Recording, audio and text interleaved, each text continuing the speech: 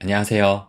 마이웨이입니다. 시장이 주말 동안에 이어 오늘도 큰 폭으로 빠지고 있습니다. 비트코인 같은 경우 지금 마이너스 8.3% 정도 빠져가지고 한때는 25,000불이 무너져서 24,000불대까지도 떨어졌다가 지금은 살짝 올라와 있는 상태고, 이더리움 역시 마이너스 8.6% 정도 빠져가지고 이제는 1300불대를 보여주고 있습니다. 그리고 XRP 같은 경우는 그나마 상대적으로 좀 덜 빠져서 현재는 마이너스 4% 정도가 빠져가지고 지금 가격은 0.32달러를 보이고 있어요. 그래서 비트코인 가격부터 보시면, 비트코인 같은 경우는 이렇게 한 달간의 긴 박스권 안에 횡보를 보이다가 지난 주말을 계기로 해가지고 하방으로 이탈을 했습니다. 그래서 현재 25,000불대까지도 떨어졌는데요. 그렇다 보니까 공포 탐욕 지수는 어제보다 3포인트 정도 하락한 11포인트로 여전히 극단적인 공포에, 그야말로 공포의 장을 보여주고 있어요.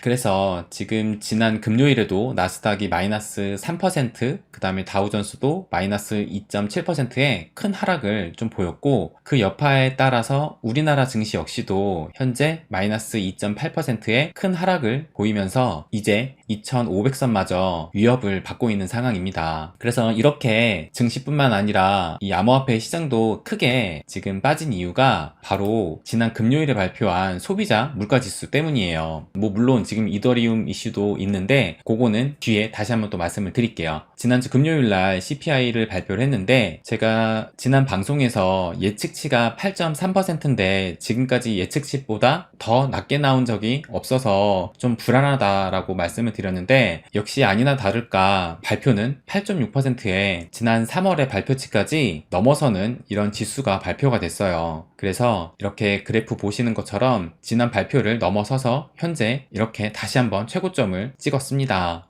그래서 이번 주에 현지 시간으로 14일하고 15일 날 FOMC가 열리는데 자이언트 스텝 밟나하는 이런 기사가 나왔어요. 그러면서 인플레 정점론 무너지자 금융시장 발작했다라고 이런 기사가 나왔습니다. 그래서 이제 이번 주면 또 금리가 결정이 되는데, 그러니까는 시장의 예측은 그래도 지난 3월을 기점으로 피크아웃을 할 것이라는 예상이 그래도 어느 정도 있었는데, 그것을 깨고 이렇게 인플레이션 지수가 역대 최고치를, 그것도 41년 만에 최고치를 기록을 하다 보니까 아마 지금 연준은 되게 고민스러울 거예요. 그래서 더 늦기 전에 좀 강한 충격을 줘가지고 이 물가를 잡으려고 75bp의 자이언트 스텝의 이런 금리 인상도 가능하다고 생각이 듭니다. 아마 그렇게 정말 진짜 자이언트 스텝이 나온다면 그거에 의해서도 또 금융시장은 출렁할 것이라고 생각을 해요. 그런데 또 이 제롬 파월이 원래 이 성향이 매파적인 성향보다는 원래 비둘기파적인 사람이거든요. 그래서 그 성향 그대로 간다면 이번 달에는 예정대로 50bp의 빅 스텝으로 가고, 대신에 이제 7월달 다음 달에 자이언트 스텝을 한다라는 이런 언급을 줘가지고 다음 달에 자이언트 스텝을 하더라도 어느 정도 충격을 완화할 수 있게끔 이번에는 그냥 언급만으로 끝날 수도 있다고 생각을 합니다. 그래서 이번 주에는 미국의 FOMC에 또 전 세계의 이목이 집중될 것으로 생각이 들고, 그리고 지금 이제 암호화폐 시장이 꽤 많이 빠졌는데, 암호화폐 시장이 지금 유독 더 많이 빠진 이유는 물론 FOMC의 물가 이슈도 좀 있지만 아마 이 여파가 지금 더 클 거예요. 지금 이더리움 이슈가 좀 생겼잖아요. 그래서 지금 뭐 일주일간에 지금 26% 추락이라고 이렇게 나왔는데, 지금 실질적으로는 이거보다 더 많이 이제 30%가 넘어서서 하락을 했고, 또 이거에 따라서 디파이 뱅크런이 우려된다는 이런 기사가 나왔어요. 그러니까는 뭐 지금 이더리움 이슈는 아마 미리 좀 뉴스를 접하셔가지고 이 패깅 문제가 지금 불거졌다라고 알고 계실 것 같으신데, 지금 이 패깅이 이 셀시우스하고 연결이 돼 있었어요. 그래서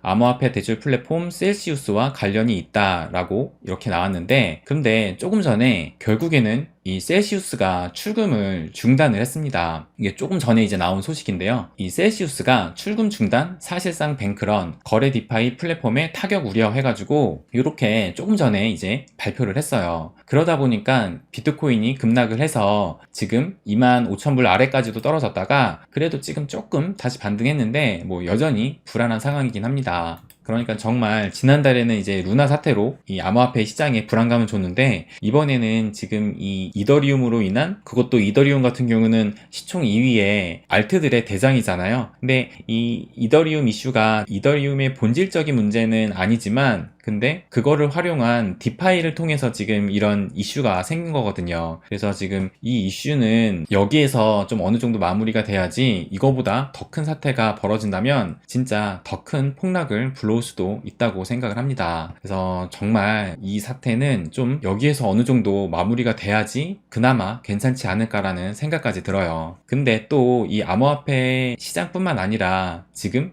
전 세계 경제도 지금 문제잖아요. 그래서 얼마 전에 미국 CFO들이, 그러니까 CFO들이라 하면은 이 기업의 재무 책임자를 말하는 거거든요. 이 CFO들이 내년 상반기 경기 침체가 올 것이다 하면서 다우가 3만 포인트가 깨질 것이다 라고 이렇게 이야기를 했습니다. 근데 지금 현재 다우가 3만 1000포인트 정도 되니까 아마 뭐 3만 포인트 깨지는 거는 뭐 문제도 아니지 않을까라는 생각도 들어요.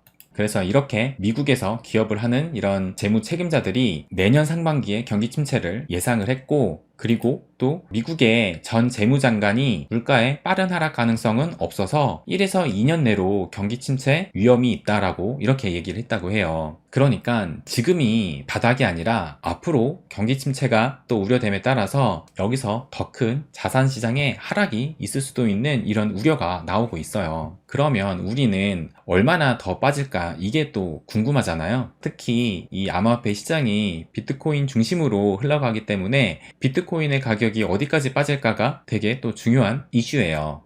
그래서 이걸 또 보면 오늘 아침에 나온 건데, 비트코인이 27,000달러 선도 붕괴가 됐다라고 하는데, 지금 뭐 27,000이 아니라 지금은 이제 25,000달러까지도 위협을 받고 있는 상황이에요. 그러면서 비트코인 80% 폭락론이 제기됐다라고 기사가 나왔어요. 그러면 왜 비트코인 80% 폭락론이냐라고 한다면, 여태까지 과거에 봤을 때 최고점을 찍고 나서 80% 이상의 하락을 보였기 때문이에요. 제가 예전 영상에도 말씀을 한번 드리긴 했는데, 2013년도에 최고점을 찍고 나서 얼마나 하락했냐를 보면은 그때는 413일 동안이니까 거의 한 1년 반 정도를 하락을 하면서 86%의 하락을 보였어요. 이게 2013년도 11월부터 2015년 1월달까지 이렇게 1년 넘게 내내 하락을 하면서 86%가 빠졌었고, 그리고 이제 가까운 2018년도에 이때는 저도 경험을 했었는데, 이때는 최고점을 찍고 나서 거의 1년 동안 빠졌어요. 1년 동안 빠졌는데 84% 정도, 그러니까 마찬가지로 80% 이상이 빠진 거죠. 그렇다면은 지난 과거와 비슷하게 이번에도 80%를 찍고 간다고 했을 때, 그럼 지금 현재에서 보게 되면 작년 11월에 최고점을 거의 한 7만 달러까지 찍었고, 그 뒤로 이제 80% 하락을 한다 하면 이때 가격은 거의 한 13,000달러 정도 됩니다. 그러니까는 지금 25,000달러인데 거의 지금에서도 반토막이 더 날 수 있다라는 얘기예요. 정말 만약에 80%이 폭락론으로 흐른다고 한다면요. 그렇다면 비트코인 가격이 원화로 하면은 2천만 원도 이제 빠진다는 얘기입니다. 그러면 이런 80% 폭락론도 있고, 또 다른 예측치를 본다면, 이것도 전에 한번 말씀을 드렸던 건데 200주 이동 평균선이 있어요. 이거는 왜 그러냐면, 또 여태까지 비트코인의 역사를 봤을 때 여태까지 비트코인이 고점을 찍고 200주 이동 평균선을 터치를 하고 그 이후에 다시 대상승장이 왔습니다. 그래서 이때 2014년도 연말쯤에 고점을 찍고 나서 결국에는 1년이 넘는 시간 동안 하락을 하면서 이렇게 200주 이동 평균선을 터치를 하고, 그리고 2018년에 큰 상승을 보였어요. 그리고 나서 2018년도에도 역시 최고점을 찍고 결국에는 1년 동안의 하락을 통해서 200주 이동 평균선을 터치를 이렇게 했습니다. 그래서 2018년도 이제 여기를 보시게 되면은 요때 이렇게 내려오다가 급격하게 이렇게 떨어지잖아요. 그러니까는 이때 사람들이 비트코인이 여기서는 반등을 해줄 것이다 라고 예측을 어느 정도 했었는데, 결국에는 이게 그 아래로 떨어지면서 200주 이동 평균선을 터치를 하더라고요. 그리고 나서 이렇게 상승을 하다가 다시 한번 200주 이동 평균선을 터치를 했는데, 이때가 바로 코로나였습니다. 그리고 나서 이제 상승을 쭉 해서 지금 현재는 여기까지 왔는데, 아직까지 200주 이동 평균선을 터치를 안 했어요. 그래서 이 200주 이동 평균선을 평균선은 이렇게 지금 보게 되면 지금 현재 시점으로 볼 때 22,200불, 그러니까 거의 22,000불이 돼야지 200주 평균선에 이렇게 닿게 됩니다. 그런데 지금 현재 25,000불이니까 뭐 여기서 앞으로 3,000불이 더 빠질 수 있다라는 얘기예요. 이걸로도 이렇게 볼 수 있고, 또 여러분들이 체크를 하시려면은 이 차트에서 전에도 한번 말씀드렸지만 이 이동평균선을 설정을 하신 다음에 이렇게 보면은 이렇게 쭉 선이 보여요. 그래서 마찬가지로 요 선이 지금 딱 거의 한 22,000불 요 선에 지금 있어요. 그래서 한 요 정도만 더 떨어지게 되면은 이제 200주 이동평균선에 터치를 하게 됩니다. 그러니까 거의 가까워졌다라고 볼 수가 있는데요. 그러면 요것도 한번 보여드릴게요. 요거는 비트코인 레인보우 가격 차트라고 해가지고 이 비트코인의 가격대를 무지개 색깔로 이렇게 표시를 해둔 거예요. 그래서 보시면 빨간색이면 맥시멈 버블 영역이라고 해가지고 과열 상태를 의미하는 거고, 그 다음에 파란색은 이제 파이어 세일 해가지고 엄청난 할인이다 라고 이렇게 파란색을 의미를 하고, 이 초록색은 이제 바이라고 해가지고 매수해야 할 구간을 보이고 있어요. 그래서 일단 밑에를 좀 보시게 되면 레인보우 차트의 따뜻한 상단 색상은 시장이 과열될 가능성이 있을 때 표시됩니다. 이러한 기간은 역사적으로 전략적 투자자가 이익을 취하기 시작하기에 좋은 시기임이 입증되었습니다. 그 다음에 시원한 색상으로 떨어지면 일반적으로 전반적인 시장 심리가 우울해지고 많은 투자자들이 비트코인에 관심을 갖지 않게 됩니다. 레인보우 차트는 이 기간이 일반적으로 전략적 투자자가 더 많은 비트코인을 축적하기에 좋은 시기임을 강조합니다 라고 이렇게 돼 있어요.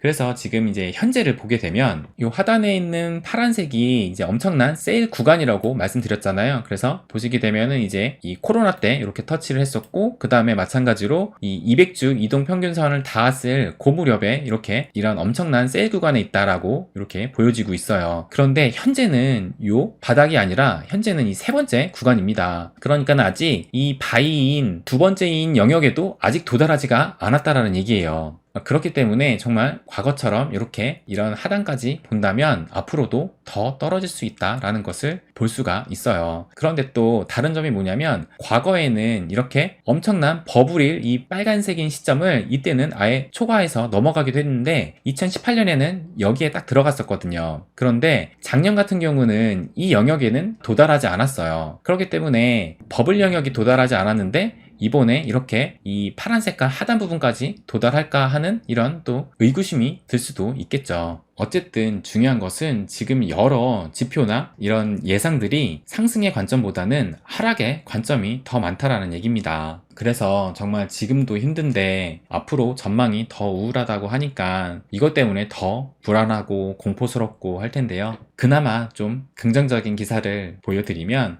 6월 10일이니까 얼마 전에 나온 기사예요. 크립토 윈터 우려에도 기관 투자자는 비트코인을 담는다라고 이런 기사가 나왔어요. 그러면서 전문가들 비트코인 가격 결국 오를 것, 2028년까지 비트코인 가격 10배 상승 전망도라고 이런 기사가 나왔습니다. 근데 또 이 기사의 하단을 또 보면 여기에도 가상자산 애널리스트 윌리 우는 기관들이 비트코인을 다량 매수하고 있으나 아직 가격을 뒷받침하기에는 충분하지 못하다면서 미 연준이 더 강력한 긴축 정책을 펼치면 비트코인 가격은 더 하락할 것이라고 지적했다라고 이렇게 기사를 마무리하고 있어요. 그러니까 뭐 이 기사조차도 더 하락할 것이다 라는 이런 얘기가 나오고 있는데, 그래도 이제 나중에 이 시기가 지나면 어떤 기업이 이 기간 동안에 비트코인을 담았다는 그런 기사도 나올 것으로 생각을 합니다.